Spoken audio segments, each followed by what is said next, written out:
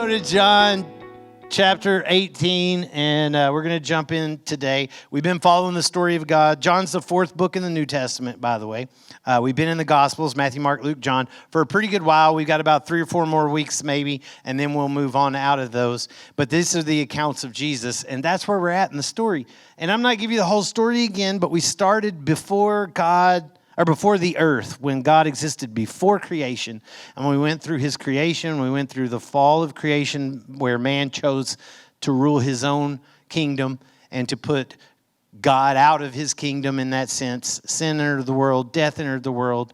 And now we have followed this story looking for the Messiah, the king, the rightful ruler, the one who will restore what was lost. The person that God promised to Eve all the way back when it all started. And now we've been in the time period of this person's life. His name is Jesus. He's the Son of God. He is God himself on earth. And we've been following that thread for a pretty good bit. So this is where we are. Now we're in John. And we've reached a point in Jesus' life where he has grown up. He's made disciples. His disciples have been with him. He's done countless miracles. We talked, I think, last week, he raised the dead. And now he has come to not just the end of his life, but the purpose, the main purpose for which he came that goes all the way back to Eve. And we'll be talking about this for a few weeks because it's all one moment. But today I called it Interrogating God. Well, that's a pretty heavy statement, but just think about it a minute. Interrogating God. What's an interrogation? It's an attempt to find the truth. What's the truth here? And we want to get to the bottom of it. No, if you're innocent of a crime, the truth is the one thing you want the most because I'm innocent.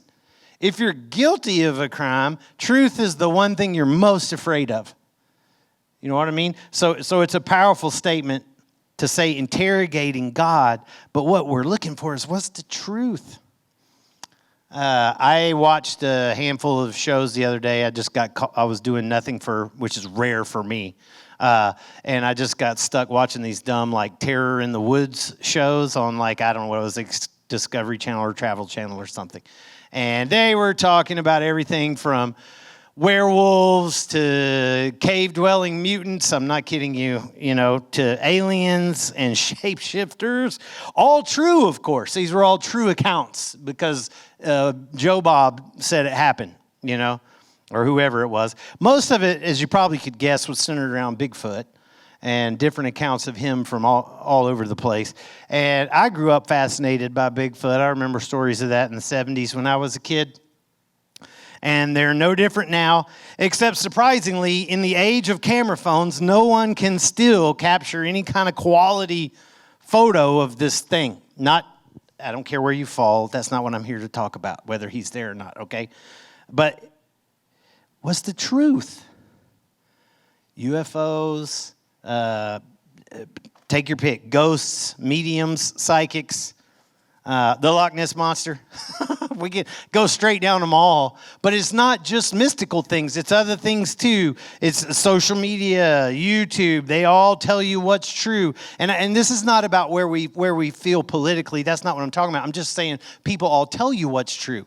Whether it's a global warming, a flat earth, vaccines, presidents, whatever else. And I know we all have differences on some of these, so I'm not going at that. I'm only saying, what's the truth?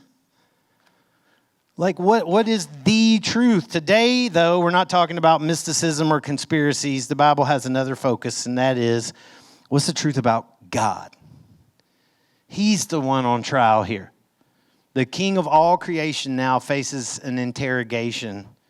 And imagine think about this, if God was on trial today, if he was here today and he was being interrogated, what would he be accused of? What do you think if God was on trial in our world today, he would be accused of? What do you think would be his defense? So here's your one point to remember. We'll get into it, but here's one point to remember. It's not scripture. It's just me giving you a light post to keep in front of you as we go through this. We follow Jesus not because of physical or material blessings, but because we know that he is the truth. You got that? We follow Jesus. It's on the sheets back there. We follow Jesus not because of physical or material blessings, but because we know he is the truth. All right? So AD 33 is about the time period we're in. All of the Gospels discuss what we're about to talk about. It is what we call Good Friday. It's that moment in time. You may be like, Dave, this is not Easter. Well, I mean, this doesn't matter. Easter celebrates this occasion. This occasion can be discussed at any time. It's okay. All right. So Jesus celebrates the Passover with his disciples. He then walks down to Gethsemane. He begins to pray. His disciples fall asleep. Judas, who had already betrayed him, one of his own, brings this religious mob in, and the mob arrests Jesus and drags him off. All of the disciples scatter, and Jesus is then taken to the father of the high priest, who was the former high priest, and he begins to question Jesus and ask him things in a first round of interrogations. Peter, in the moment, denies Jesus, denies knowing him how many times? 3 times, right? The sun rises. So this all occurred overnight, and now the sun has started to come up and rise. And then Jesus is taken to the actual high priest and the Sanhedrin, which was the religious kind of Congress, you could think of it. And so he goes before them, and he's on trial again. He's beaten, he's mocked, he's condemned, but they don't have the authority to execute him, and the time period is not appropriate because of Passover. They want Rome to do it. So they take him to Pilate, who is the Roman governor of Judea. So think about the region of Judea where Jerusalem is. Pilate is placed there by Rome to be governor over that place. Tiberius is the emperor. So Tiberius is not related to the story, but I tell you that because this is all historical events. These are actual names, actual people. You can go look it up in history. Tiberius existed, Pilate existed, all these people existed. So verse 33, John 18, here we go. Pilate enters his headquarters, and he calls Jesus, and he says to him, "Are you the king of the Jews?" So this is the opening of Pilate's interrogation of Jesus. Are you the king of the Jews? And Jesus said, do you say this of your own accord, or did others say it to you about me? Jesus is being accused here of starting an insurrection, sort of. They've come along and insinuated that he's calling himself king. And if he's calling himself king, then he's starting a rebellion. Well, Pilate could care less about Jewish faith or messiahs or any of that, but sedition's a big deal. That's punishable by death, and they know it, and that's what they're accusing him of, and Jesus is recognizing that. Are you coming to that conclusion, or has somebody else told you that? Jesus replies to in a very rabbinical fashion, question for question. You ask me a question, I ask you a question. You ask me a question, I ask you a question. It's maddening, but it also helps you think and pause and process, and you may already know the answer. And we do it too, right? Your kid comes up to you with a math problem in their homework. Hey, what's the answer here? Do you go 25? No. You say, well, where do you begin? You know what I mean? So we do the same kind of thing to some degree. So Jesus throws a question back. Verse 35, Pilate answered, am I a Jew? I'm not one of you, bro. Your own nation and the chief priests have delivered you over to me. This is cool because you're going to see this flip-flop back. He's going to deliver Jesus back to them. And kind of the point here is Jew, Gentile, doesn't matter. Everyone's responsible here for the death of Christ. They're all responsible. They're all connected to it. Jew, Gentile, doesn't make any difference. What have you done, he says. Jesus says, my kingdom is not of this world. But now that's funny. Pilate says, what do you do? And it's like he's ditching the question. He doesn't even address it. He just states who he is. And that he's not who he appears to be. You see what he said? What did you do? And rather than saying what he's done, he's talking about who he is. And in this case, that he's not just who he appears to be. His kingdom is not confined to this world. What does that imply? Think about that for a minute. It implies that either he's otherworldly or he's Bigfoot, or an alien or whatever. Or crazy. He's saying he's there for a purpose, not caught in a crime. That's what he's saying. I'm here for a reason. My kingdom's not of this world. So therefore, if I'm here in your face, I'm here for a reason. Not because I'm caught in any crime. And why is Jesus as king the focus of the problem here? Think about that a minute. Why? What would be the implications if Jesus was king? For the Jews, for Pilate, for Rome. What are the implications for you if Jesus is king? Think about it a minute. A lot of us want to say we follow him. A lot of us want to say we're disciples. A lot of us want to say that. But is he king? And don't just say, yes, he is. No, I'm asking you. Is he actually king? Look at verse 36. He goes on. He says, Jesus says, if my kingdom were of this world, my servants would have been fighting that I might not be delivered over to the Jews, but my kingdom is not from the world. If Jesus' kingdom was the earthly one, he's saying, hey, you would have never scooped me up with that mob out there in the garden because my disciples would have fought you. If my kingdom was here, you wouldn't see me standing here in front of you, bro, because my people would come take you. That's what Jesus is trying to say to him. Jesus is not saying my people are stronger. He's only saying if my kingdom were here, an insurrection would have already started the moment you tried to arrest me, and we'd be having a war. They'd be storming the compound. They'd be overrunning the building. They'd be coming because you're doing me wrong. That's what he's saying. But the reality is that Jesus' kingship has never been in jeopardy, even for a second, because it's not subject to this world. Think about that. When he says, they would be fighting for me, but they don't have to because I'm not from here, bro. Dave translation. I'm not from here. There's no reason for them to fight because I'm not from here. My kingdom's never been in jeopardy. And he's also telling this guy in a unique way, I guess. He's telling Pilate, hey, there's no threat to Rome from me. There's no threat to the Jews' rule from me because that's not the purpose that he's there for. He's there for a purpose that was set in play from before the foundations of the world. And Pilate's just playing a role in it. He doesn't realize it, but he is.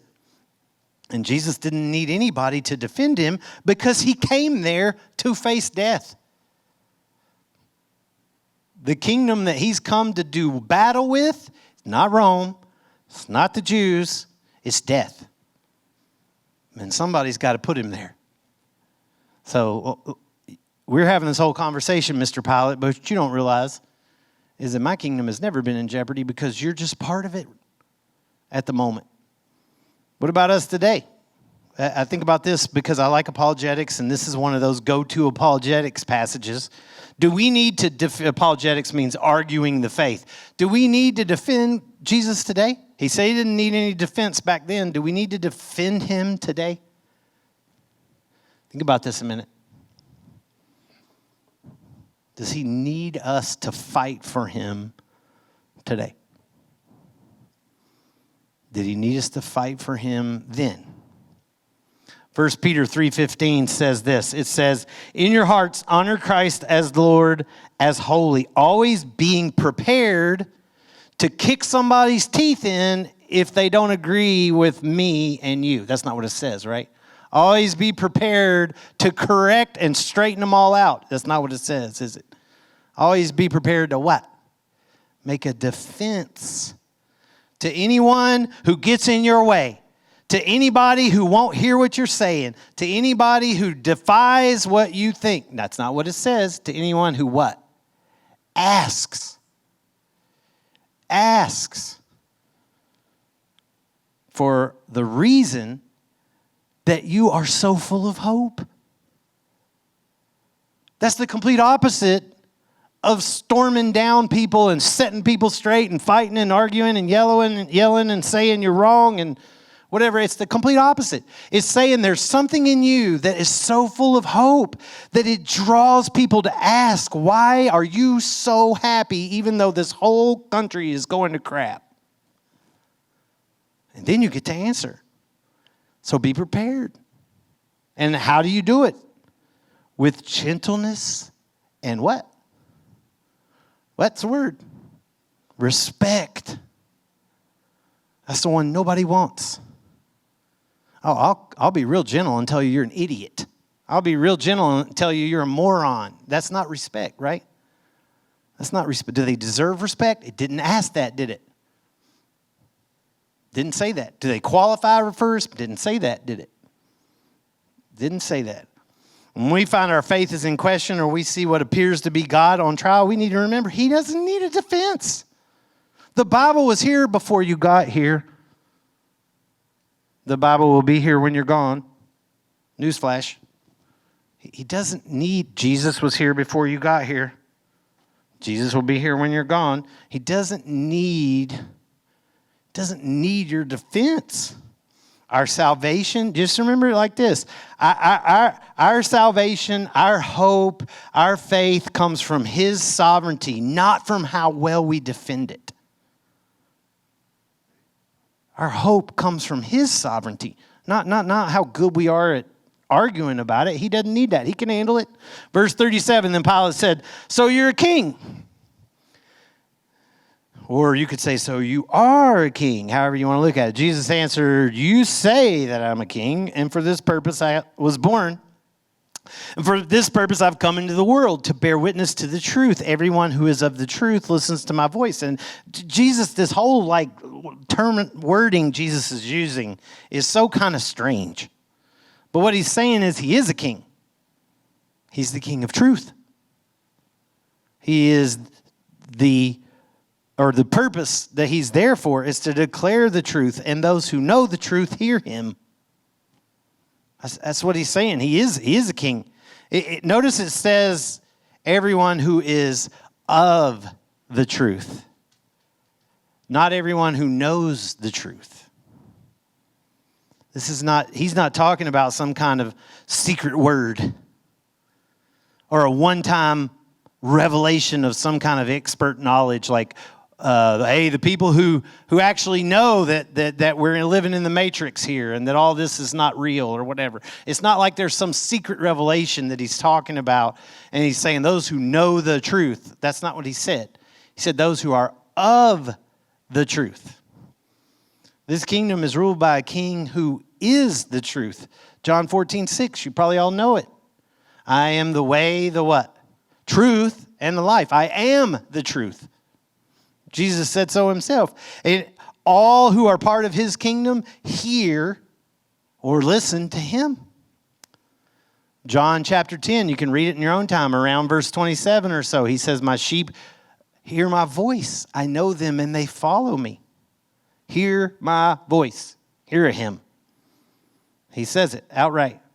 And followers of Him are in the truth. Know the truth, love the truth, want the truth. Jesus said, if you know the truth will what? Set you free. That's right, set you free. He also said His kingdom, we already read it, is not of this world. Same thing. But Jesus is standing here. Can you be in this world but not be of this world? I certainly hope so, because He told His disciples to live that way, right? You can be here presently in it, but that doesn't make you of it. And that's what He's talking about. Everyone who is of the truth knows Him. He says they listen to my voice. Listen is a huge word. Listen is the word that you beat into your kids on a regular basis. You know what I'm saying? Like they hear me, but they're not listening. I know you hear me. Listening is different. Listening is being able to hear, but focusing your attention on doing so. Don't you love it when somebody does that? Like they were texting, but they put their phone down and they really zoom in. They're like, wait a minute, say that again. Like I really want to. Doesn't that encourage you, man? It just makes your heart feel good. Like this person really wants to hear from me. If it's your kids, it's great, but it don't have to be kids. It could be somebody else. You could just see it light their face up. Like I'm worth listening to. And that's the idea, is that you're intent on it, but it's even deeper than that. It's attached to obedience. So it's the idea that you hear, but you're focused on listening in order to act on it. It's almost like military. Like, I'm listening, I'm hearing the orders because I'm about to go execute them, whatever they may be. I want to focus on this because I want to follow whatever it is that I'm hearing. So, how do you listen to the truth? How do you listen to Jesus? The more you develop a relationship with him, the less you really think about it. You just learn to hear from him. But in a practical sense, how do you hear from Jesus? What's the best way? In his word. Get in there and read it. But, oh, man, that's just a book. I want him to see? You hadn't seen him yet. Once you see him, man, you'll realize, man, this word is amazing. Like, it's not a matter of I want to hear him say it. He wrote it down. He wrote it down. It don't get better than that. It's written there for you so that you can look at it anytime you want. That's the most obvious way. But there's also through prayer and through his spirit within us. He speaks for sure. But he never contradicts this. Ever. You know how I know? Because he is the truth. So contradiction doesn't fit. You can't put contradiction into the truth. So he will never contradict this. Let's go on. Verse 38. Pilate says to him, "What is truth?" Here's a perfect example of somebody in God's presence and missing him entirely. And Pilate asks this rhetorically because he don't really care about the answer. He walks right off. Pilate's not of the truth.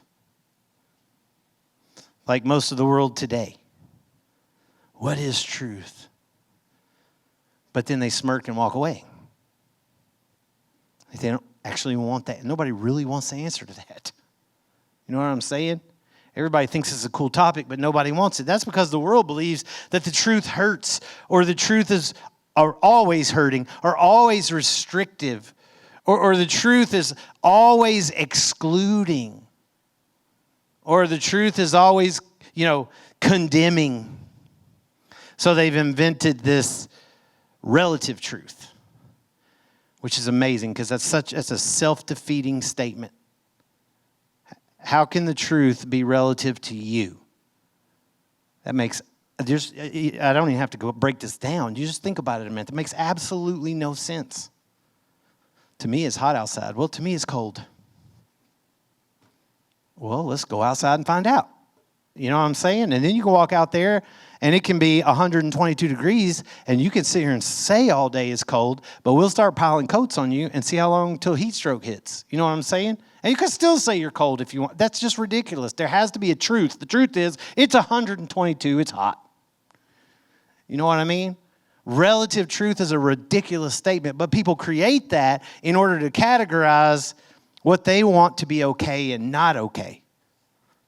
And Jesus taught the opposite. Jesus taught that he was the truth, and that knowing the truth, though it might hurt sometimes, though it might exclude, though it might do those things, it's also freeing. For the record, we want the truth to be exclusive. We do, because we need it to be. That's how we can depend. That's the North Star. That's how we can find where to go. And exclusivity is okay. Think your wife wants you to be exclusive? Your partner, they want you to love them, right? Let's go on. Verse 38.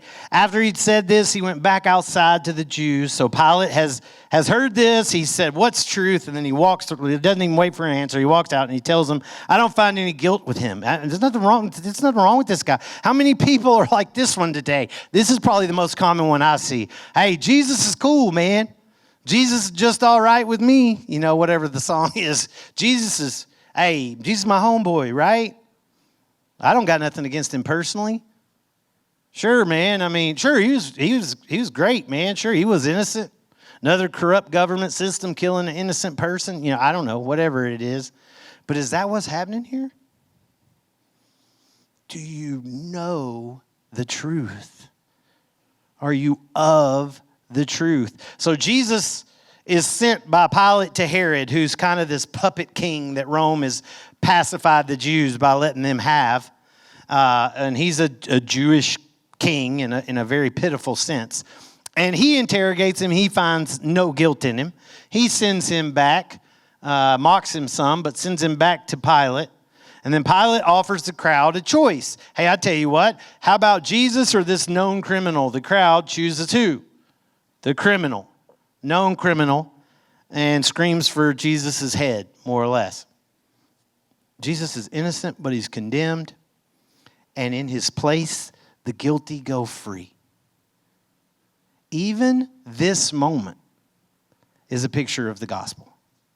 Even as Barabbas and Jesus are offered as options and the crowd chooses the guilty, there's a picture of the gospel. Jesus is innocent, but he is deemed guilty while the guilty go free. That's what the cross does for us. He takes our sin and we go free, who deserve to be upon it. And don't forget, Jesus is never caught off guard here. Even on trial, he proves true. Even on trial, he proves true. His condemnation is based not on human error, but on divine sovereignty. It's not because somebody messed up here and we got the wrong guy. It's God's plan. It's God's plan. So Pilate has Jesus beaten. Soldiers craft a crown of thorns. You can read this in your own time. And they shove it into his head. They put a robe on his back, which has been beaten to pieces and probably was miserable because of the exposed flesh, and to have a robe draped across it. And then Pilate drags him back and puts him in front of the crowd again. Verse 4, chapter 19. Jump forward. Chapter 19, verse 4. Pilate went out and said to them, look, I'm bringing him out to you that you may know that I find no guilt in him. This is like the third or fourth time. He says this so many times. I find no guilt in him. So Jesus came out wearing the crown of thorns and the purple robe. And Pilate said to them, behold the man. It's a sarcastic stab at the religious leaders. Look at your man, guys, right here. It's like saying, hail your king, your man, your Messiah. But the crowd cries for crucifixion. Crucify him. We'll get to that in the next couple of weeks. But Pilate says, you do it. He's innocent. I find him. You brought him for me to interrogate. Here's the truth. He's innocent. He said it multiple times. Now, what's strange is, why is Pilate having all of this crazy discussion anyway? Why does he care about one Jew? In modern day times, he'd have pulled a gun out and shot him standing there. I mean, he had no respect for the Jews. Why does he care about one Jew? And it could be argued that, well, there's an insurrection that could come up, or that the crowds supported Jesus and what. But in this moment, no, they all want him dead. So why not just get him killed? And he says, you do it. I find he's not guilty. Well, they reply, he claimed to be the Son of God. Now, that may seem like a small thing, but Pilate freaks out. Look, it says when Pilate hears that, he becomes afraid. Disturbed, afraid. Obviously, Pilate has some kind of superstition or faith or something. He's like, wait. So he takes Jesus back in to interrogate him again. And Pilate's fear here is, it's amazing. It shows that he's more serious about who Jesus is than Jesus' own people. Pilate is more serious about knowing who Jesus is than his own people are. And the fact that Jesus has claimed to be the Son of God, whether true or not, at least makes him pause to find out if that's true. He entered, verse 9, his headquarters again, and he said to Jesus, where are you from? But Jesus gave him no answer. When you're looking for the truth, when you're interrogating, why do you ask that question? Where are you from? Like, you want to know their background. Like, how were they raised? Who are your parents? Like, are you from here? Are you from Detroit? Whatever. Like, where Where are you from, that I might try to understand who you really are? But Jesus doesn't say from Nazareth. He doesn't say I was born in Bethlehem. He doesn't say I've been in Israel all my life. He doesn't say any of that. He says nothing. He doesn't even say heaven here. He says nothing. Nothing. Why ignore the question? Well, for one, he already told him. He already said he wasn't from this world. So why do you think Pilate's asking now? Why is he now asking where you're from? I think maybe this is like if you've seen the movie It's a Wonderful Life at Christmas time. I think this is kind of like that moment where George Bailey, who has his guardian angel present, and his guardian angel has been creating this environment where things are supernaturally wild, and he's trying to ignore it and just live in it, thinking he's got some kind of, he hit his head or something. But at one point, he realizes, wait a minute, what's happening here? Who are you? Like the dude's been telling him all along, I'm your guardian angel. Who are you? Where are you from? I think Pilate has realized this thing has now escalated to something crazy. And on top of that, he's claiming to be a son of God. And Pilate's like, man, before I go another step, like, wait a minute, who are you? Where are you from? Like, where are you from, really? And what's wild is Jesus, just like, not to compare Jesus to Clarence, the angel in the story over here, but Jesus has already told him. Why does he waste time telling him again after Pilate had him beaten anyway? And Pilate had already told him he didn't care what the truth was anyway, didn't he? What is truth? Just walks out. So why would Jesus bother telling him again? Verse 10, so Pilate said to him, You're not going to talk to me? Do you not know that I have authority to release you and authority to crucify you? And Jesus said to him, you have no authority over me, period. That's not a period. There's no period there. That's where we want to put it, but there's no period there. You have no authority over me at all unless it had been granted you from above. So he's saying you do have authority over me, but only because a higher authority has given it to you. That's what he's clearly saying. Therefore, he who delivered me over to you has the greater sin. So what he's saying is the one who delivered me has the greater sin. He's probably talking about Caiaphas, the high priest that sent him over there begging for him to be crucified. Because Herod, this puppet king, and Caiaphas, this high priest of the time, were both fakes. Neither one of them had assumed that office in the godly way described in Scripture. There was a path to who became king and who became high priest, and neither one of them had done that. Herod had been set up by Rome, not God, not anointed by a prophet. And Caiaphas had become part of a system where they just took over the priesthood and guaranteed that their family was going to keep it. But it wasn't supposed to be like that. It was supposed to be a descendant of Aaron. So both of them have this fake bloodline, fake succession, but Pilate is no follower of God here, but in a place of authority that came from above, making him better off than they were, but not innocent. Notice he says the greater sin. He doesn't say you're sinless, they're sinful. So he's saying that you're in a place of authority that God put you in. These others are not. They're guilty of greater sin, at least in this case. Not saying it's okay what you're doing, but he's saying you're in this place. At least God put you there. And he doesn't even follow God. And Pilate's treating Jesus like he's losing here. You better talk to me, man. But Jesus doesn't need a defense. We already said that. What no one realizes is that Jesus is actually on the offense here. He's actually on the offense. What appears to be loss is actually a plan of attack. Because what's the result going to be? He's going to take authority from death. He's going to defeat death. In order to defeat death, you have to what? Die. He's got to go there. He is going to defeat death, and one day he's going to return with his servants this time. saints and angels, it says in Revelation 19, and he's going to claim his authority on the earth as well. But here in this text, Jesus doesn't dispute that Pilate has authority. This is important. He doesn't dispute that Pilate has authority, only notes where it came from. And if you don't think this is true or you don't think this is right, read the Bible. There's countless accounts of this. Nebuchadnezzar, read about Nebuchadnezzar, particularly in Jeremiah. God refers to him as the one, as his servant, God's servant, Nebuchadnezzar, who is going to come from a pagan nation and destroy my kingdom or destroy Israel. So, yes, God does use all people. And in this case, that's what's going on. Think about it today. What does that look like today? Jesus has been beaten wrongfully.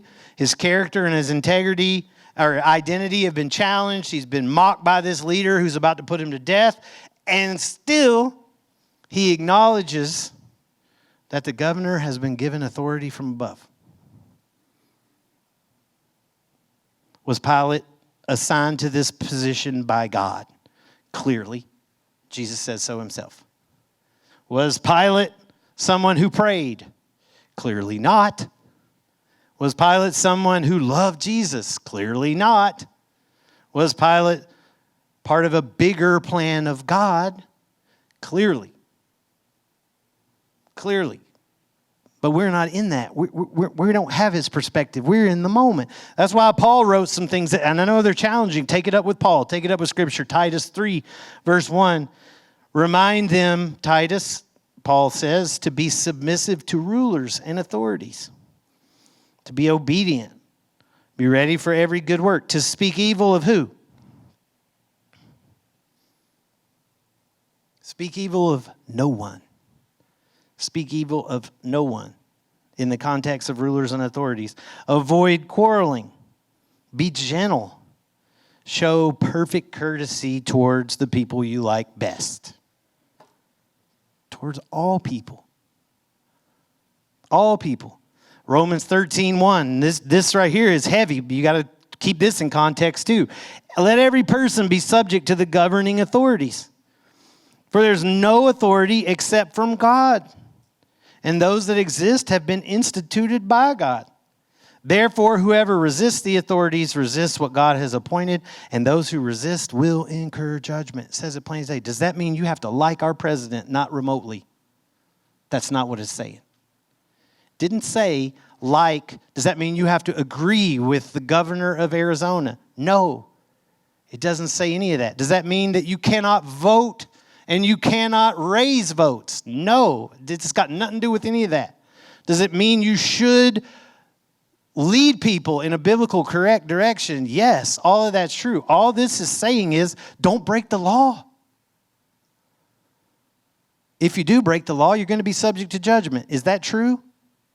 Well, duh. That's obvious. If your attempt to right what you think is wrong with the authorities in this country is to go start burning down buildings, you're going to go to jail. Now, you might say, well, I'm going to jail for a just cause. That's fine, but you're going to incur judgment. You're still going to go to jail, you know. But he's saying let everybody be subject to those authorities. And the point he's coming to there, you got to keep in mind, look who Paul wrote that to, Rome. Rome, guys. Rome was governed by a ruler who executed crucifixions like crazy. A governor who literally lit the streets with the bodies of burning Christians, who fed Christian families to lions for entertainment, and ultimately had Paul himself beheaded. That's who Paul's talking about when he tells Rome to be subject to the governing authorities. Because what Paul is saying is, God has them there. What for? I don't know. That doesn't make them right or okay, but God is doing something. Pilate was not right or okay, but Jesus said it's okay because you only have authority because God gave it to you, and I trust him. That's what he's saying. Let's finish it quick. Verse 14. Now it was a day of preparation of the Passover. It was about the 6th hour. He said to the Jews, behold your king. Puts him back out. And they cried out, away with him, crucify him. And Pilate said, I'm going to crucify your king? He's just mocking them now. And the chief priest said, we have no king but Caesar. Saddest words in the Bible to me, or in this story. We have no king but Caesar. Yeah, they did. Even before Jesus, they had God was their king. So he delivered him over to be crucified. And we'll stop there and get back into this next week. But imagine the restraint. Being interrogated, being arrogant, ignorant people doing it, attacking you while you have the ability to call legions of angels to deal with this mess, but yet standing there being mocked, being punched in the face by the thing you created with your breath, having the ability to create life, but yet handing yourself over and allowing yourself to be handed over. They deliver you to death so you can defeat it for them. You know, this is why we follow Jesus. This is why we hear his voice. We follow Jesus not because of physical or material blessings, but because he is the truth. So what do we do with this? Well, I personally think, remember as disciples that he's in charge. He's in charge. So that means a few things really quick. That means that we don't have to speak every time. He's in charge. We don't have to speak every time. We don't have to defend ourselves all the time. We don't have to defend him all the time. But we don't have to be silent all the time either. You know, we need to be respectful of authority, be sensible, be humble, but be firm in our faith, not our attitude. Know what I'm saying? You guys stand up. We're going to do another song, and, we'll close this up. And they're going to come back up. I'll ask you guys to close your eyes a moment. I do this all the time. Again, not to hide a transition or any of that, not to be uber spiritual, just to give you a moment to think about his word. I'm doing it. We're doing it together. I think about Pilate's statement frequently. What is truth? What is the truth? Can you answer that? I mean, do you feel conviction in your heart about it? I'm not talking about what's truth regarding the temperature outside. I'm talking about what's truth regarding when you breathe your last breath. Are you sure? I mean, if you feel a pull in your heart, that's the voice of truth. That's the voice of Jesus calling at you. It's time to make a response. It's time to say, you know what? I'm tired of doing this my way. I'm tired of creating my own truth. I'm tired of hoping for the best. Like, I want to know. It begins real simple with recognizing who you are. Look, I know I'm messed up. I know I'm a failure. I know I'm a sinner. I know I struggle. I know I'm not perfect. And then recognizing who he is. And I know you are. I know you were innocent. I know you're the Son of God. I know that you're not of this world. And then accepting what he's done. Lord, I can't do it, but you can. I can't do it, but you did. I give my life to you based on what you did on that cross, based on what you did in that grave, based on the fact that you're alive and nothing I can do. Lord Jesus, if anybody's faithful enough to say those words today, God, I pray you pour your Holy Spirit into their hearts. Change their life forever. You make them new today. And that they become part of your kingdom with me and those of the rest of us here who follow you, that we're not of this world either. In it, but not of it. And we have the hope of knowing that if we breathe our last in 2 seconds, we're home. Lord, thank you for your word. And I say these things in Jesus' name. Amen.